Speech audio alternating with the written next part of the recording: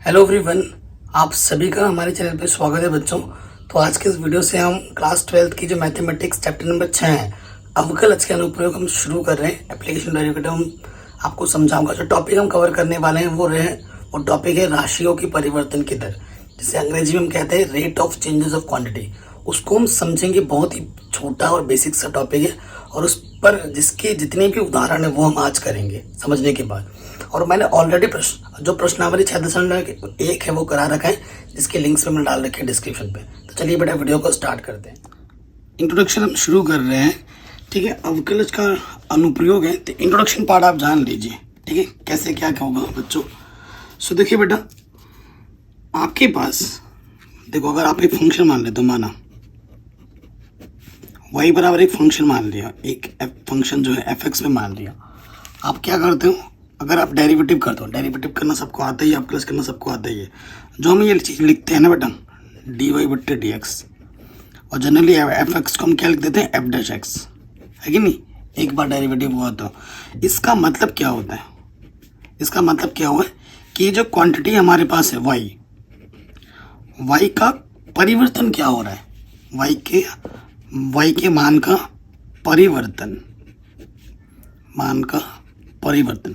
परिवर्तन में क्या होता है बेटा, मान घट सकता है, बढ़ सकता है। परिवर्तन का मतलब घटना या बढ़ना, ठीक है। वाई के मान का परिवर्तन घटना या बढ़ना किसके सापेक्ष, एक्स के सापेक्ष। ये चीज होती है कि ये जो वाई राशि है हमारे पास, इस राशि एक्स के सापेक्ष जो वाई राशि का मान घट रहा है या बढ़ रहा है, वो चीज प्रेजेंट करते d y upon d x, ठीक है। जो चीज हम पढ़ रहेंगे, टॉपिक हम पढ़ रहे हैं 6.1 में, हम पढ़ेंगे राशियों के परिवर्तन की दर, ठीक है। तो देखो, जो परिवर्तन होता है, ठीक है, वो परिवर्तन समय के रूप में होता है, ठीक है, समय के रूप में होता है।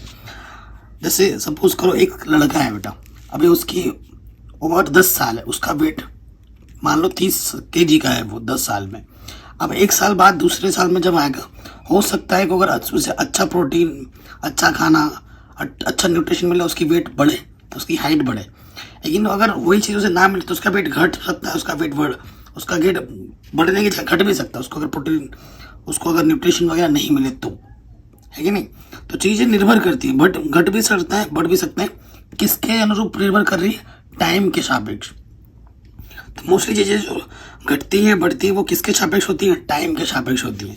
फॉर एग्जाम्पल मैं आपको एक एग्जाम्पल देता हूँ। जैसे कि ये हमारे पास एक तालाब है, ठीक है बेटा, ये मेरे पास एक तालाब है। तुमने देखा होगा तालाब में पानी भरा रहता है, ठीक है ना, तालाब में पानी भरा रहता है। ये तालाब में जब तुम पत्थर फेंकते हो एक, तो यूं पहले एक सर्कल बनता है, वृत्त बनता है, फिर और एक वृत्त बनता है, फिर और एक वृत्त बनता है, चलता रहता है। तो देखो, वृत्त का ये जो आकार है टाइम के अकॉर्डिंग थोड़े थोड़े टाइम में बढ़ता रहता है, कभी इतना, कभी और इतना। तो वृत्त का जो आकार बढ़ रहा है वो किस पर निर्भर करता है, वो निर्भर करता है त्रिज्या पर। जैसे जैसे वृत्त का आकार बढ़ेगा, जैसे सपोज करो अब ये त्रिज्या R1 है, तो उसका क्षेत्रफल A1 होगा। अगर त्रिज्या यहाँ से लेकर यहाँ तक R2 है, तो ये क्षेत्रफल उसका A2 होगा। तो ये जो क्षेत्रफल बढ़ रहा है, ऑब्वियसली जब त्रिज्या बढ़ेगी तो आपका इसका क्षेत्रफल भी बढ़ेगा। तो इस स्थिति में जो क्षेत्रफल परिवर्तन हो रहा है किस पर निर्भर करेगा, dA अपॉन dr पर निर्भर करेगा, r पर निर्भर करेगा, ठीक है। ऐसा देख सकते हैं। अगर टाइम की बात करें, और एक चीज देखो बेटा, मैं लिख सकता हूँ कैसे इसको, ये सब आपने पहले पढ़ रखा छोटी क्लासों में। मैं dA अपॉन, अगर मैं समय के सापेक्ष अगर बढ़ रहा है तो इसको मैं ऐसे भी लिख सकता हूँ, डी अपॉन डी को कैसे लिख सकता हूँ, dA यहाँ से dr से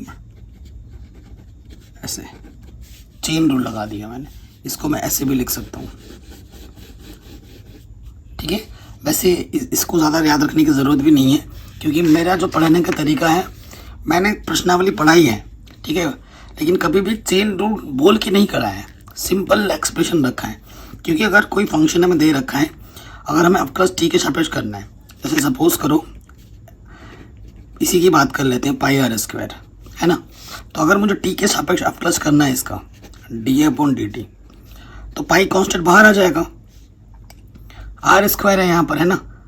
आर पर ही निर्भर कर रहा है, तो आर को कांस्टेंट नहीं मान सकते यहाँ पर। कई बच्चे बोलेंगे सर टी के सापेक्ष कर रहे हो, पाई कांस्टेंट तो आर भी कांस्टेंट होगा तो जीरो हो जाएगा। नहीं बेटा, ये पूरा क्षेत्रफल किस पर निर्भर कर रहा है? आर पर निर्भर कर रहा है। तो आर डिपेंडेंट वेरिएबल है, आर आपका डिपेंडेंट वेरिएबल है, तो उसे जीरो नहीं मान सकते। उसे जीरो मानोगे तो बात खत्म हो जाएगी यार। तो आर स्क्वायर का डेरिवेटिव क्या होता है? 2r। आर डिपेंडेंट वेरिएबल है, किसके रिस्पेक्ट में करो डेरिवेटिव? टी के रिस्पेक्ट में।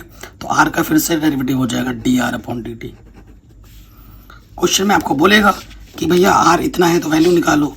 ठीक है, क्वेश्चन करेंगे अभी एग्जाम्पल। वैसे मैंने ऑलरेडी प्रश्नावली पूरी करा रखी है, जिसकी लिंक्स मिल जाएगी डिस्क्रिप्शन पे। जैसे आर बोलेगा कि आर की जगह पे 2 रखो, तो पाई 2 आर की जगह पे 2 रखेंगे। dr/dt भी सबको आपको कुछ दे रखा होगा, वो क्वेश्चन में डिपेंड करेगा बेटा। अभी एग्जाम्पल्स करेंगे तो आपको पता लग जाएगा। आर की प्लेस पे 2 रख देंगे तो 2 दूनी 4 पाई, इसकी भी कुछ वैल्यू दे रखी होगी, वो रखने पे आपका आंसर आ जाएगा। और हाँ, यूनिट लिखना बहुत ज़रूरी है। ए फॉर क्षेत्रफल, क्षेत्रफल अगर ये त्रिज्या सेंटीमीटर में दे रखा है तो यहाँ आपका आ जाएगा सेंटीमीटर, और टाइम का ये मेजरमेंट होता है सेकंड। यूनिट भी बहुत लिखना ज़रूरी है। अगर आप यूनिट नहीं लिखोगे तो आंसर्स को रॉन्ग माना जाएगा, मतलब पूरा रॉन्ग नहीं, नंबर घटेंगे, कहने का मतलब है। ठीक है, तो ये बहुत ही बेसिक सा एक कॉन्सेप्ट है।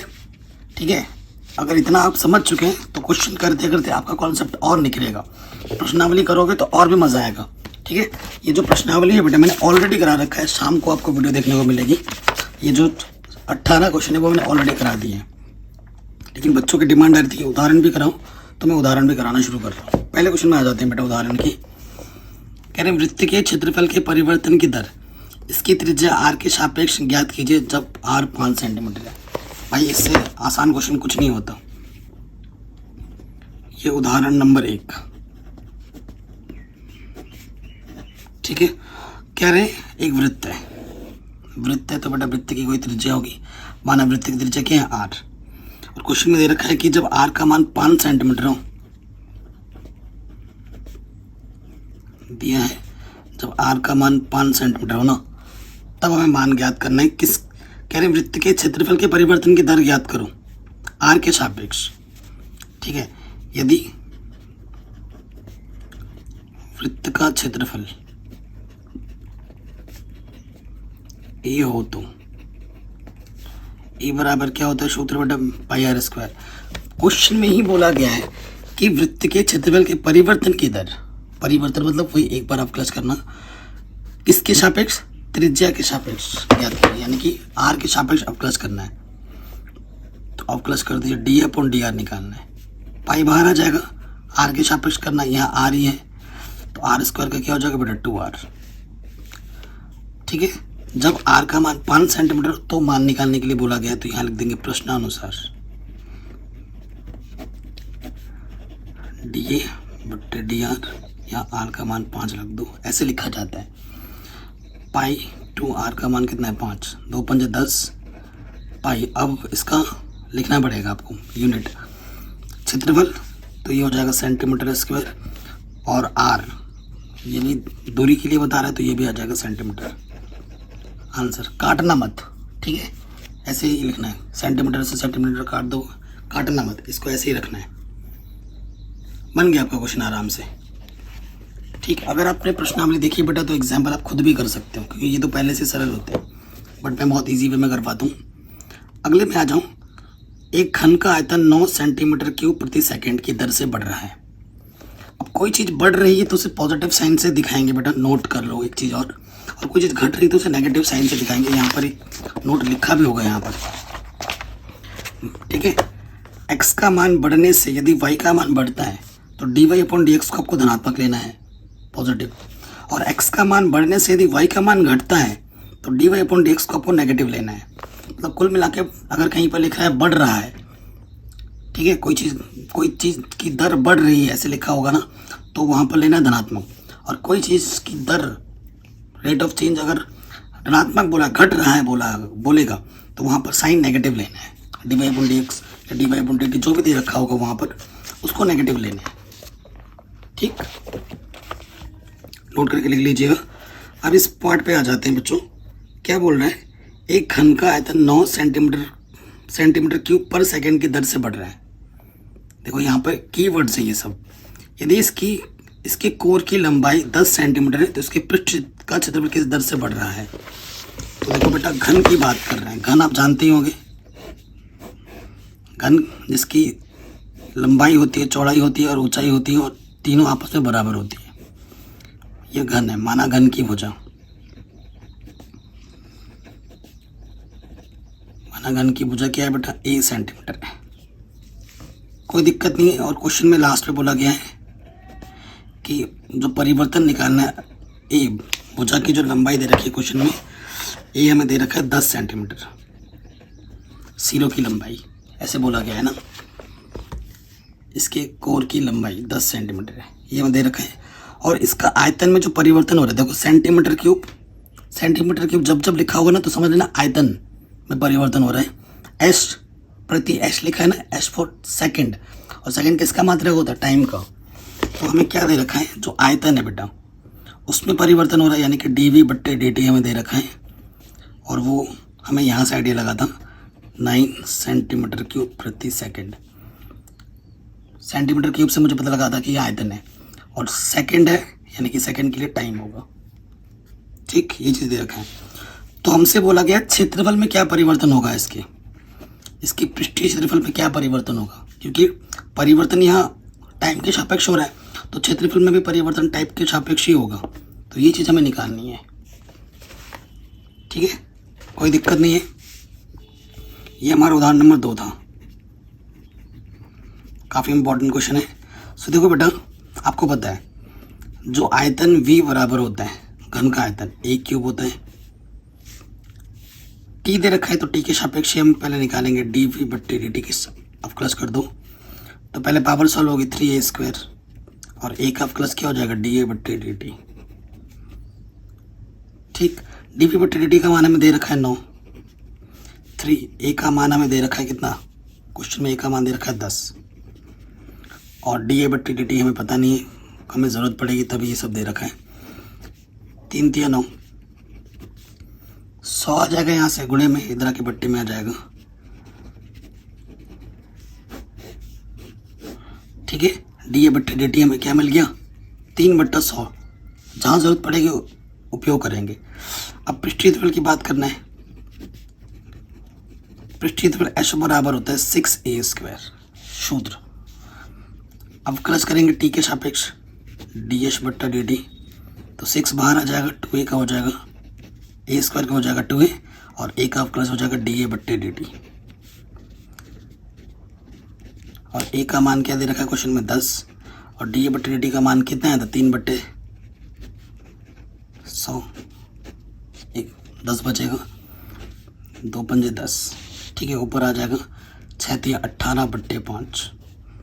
ठीक है, क्षेत्रफल H का मतलब क्षेत्रफल बात हो रहा है, क्षेत्रफल मतलब सेंटीमीटर स्क्वायर, और नीचे क्या है, टाइम यानी कि सेकंड। ये आपका आंसर आ जाएगा। इतना आसान क्वेश्चन था।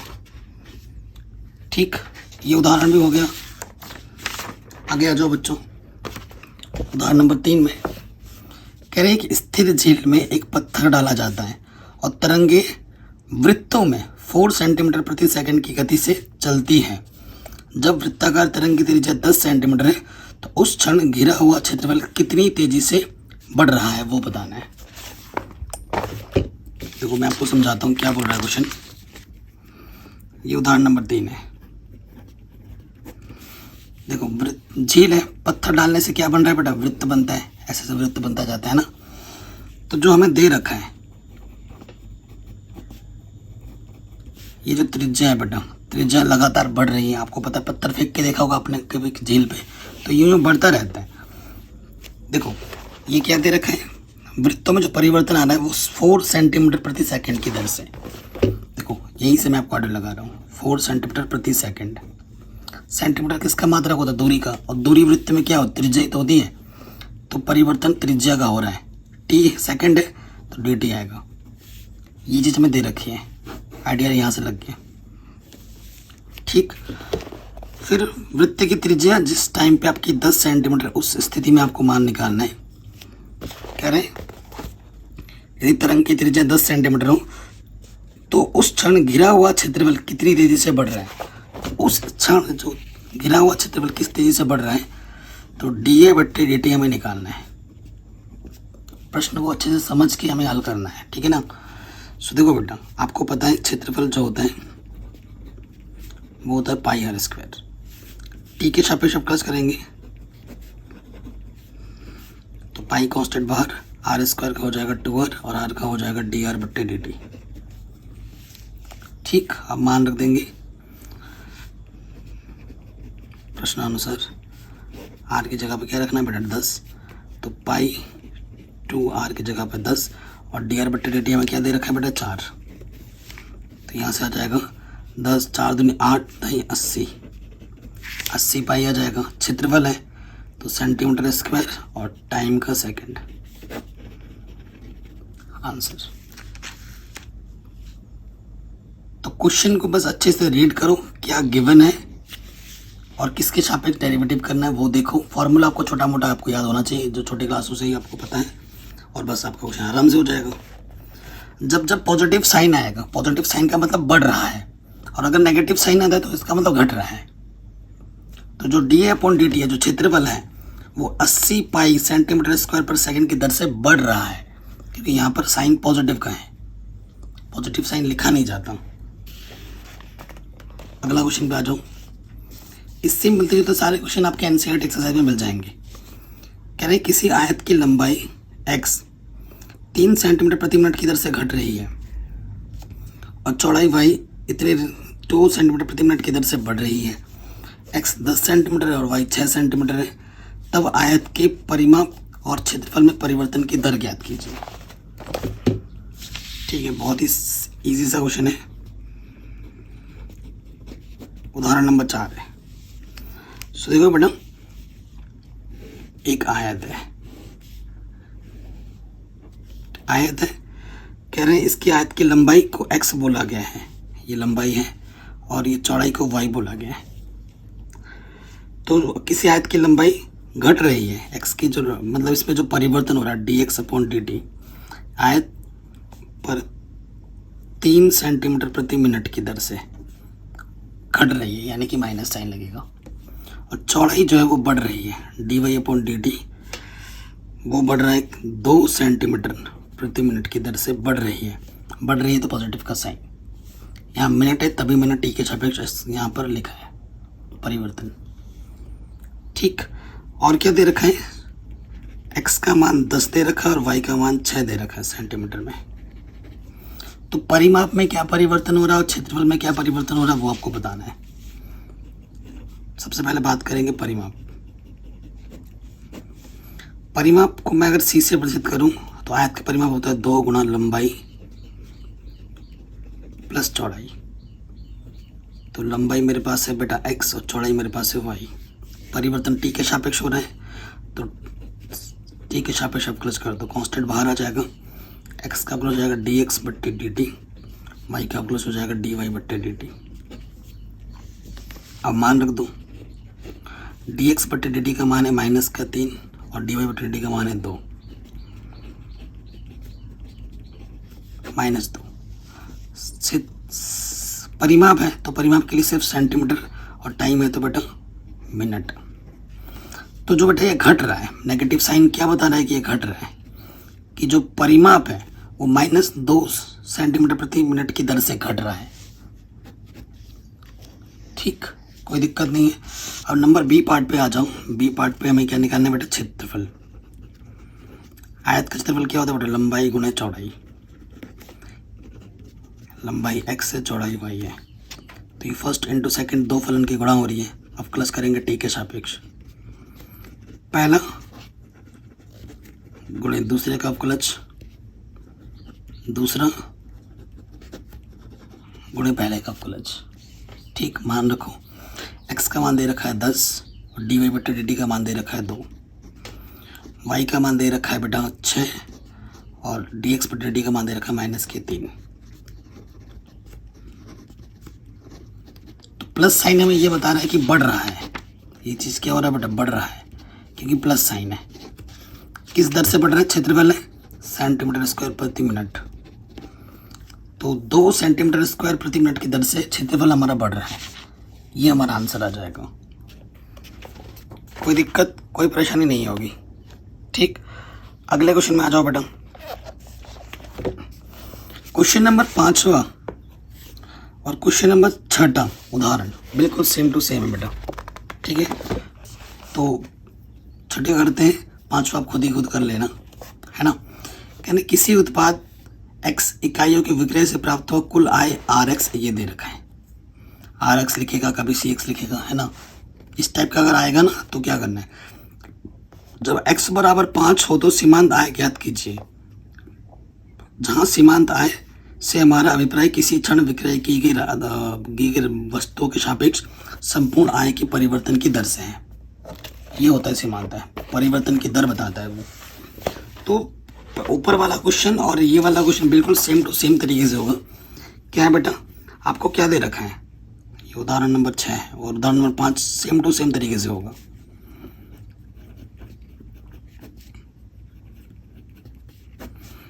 क्या दे रहा है बेटा, हमें दिया है बेटा R दे रखा है।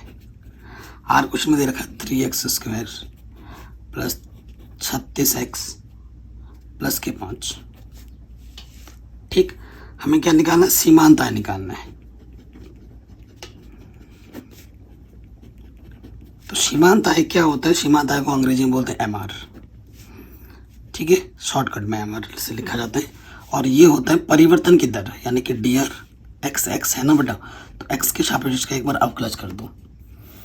3x² का अवकलज हो जाएगा 2x, 36 बाहर, x का अवकलज 1 और 5 का अवकलज 0, तो यह आ जाएगा 3 दूनी 6x प्लस 36। अब आपको x बराबर क्वेश्चन में 5 दे रखा है, जब x बराबर 5 हो तब बताना है। बस अवकलज करने के बाद x की जगह पे क्या रख दो बेटा, 5 रख दो। जहाँ जहाँ x दिख रहा है वहाँ 5 रख दो। 6 पंजे 30 प्लस 36, तो ये आ जाएगा 66। ठीक है, ये आंसर आएगा हमारा। ऐसे ही उदाहरण नंबर 5वां होगा। क्या करना है बेटा, ये दे रखा है, इसको एक बार अवकलज करेंगे। अवकलज करने के बाद यहाँ x बराबर 3 इकाई बोला है ना, तो x की जगह पे बस 3 रख देना है और ये आपका आंसर आ जाएगा। ठीक, और प्रश्नावली 6.1 मैंने पहले ही करा रखी है, जिसकी लिंक्स मिल जाएगी डिस्क्रिप्शन पे। आशा करता हूँ बच्चों आपको वीडियो पसंद आई होगी। अगर ऐसा है तो बेटा वीडियो को ज़रूर लाइक कर दो, हर जगह शेयर करो। चैनल पर नहीं तो बेटा सब्सक्राइब करके अपना प्यार और सपोर्ट ज़रूर दो। जय हिंद, अपना ख्याल रखो और हमें कमेंट करके ज़रूर बताओ आपको नेक्स्ट वीडियो क्या चाहिए।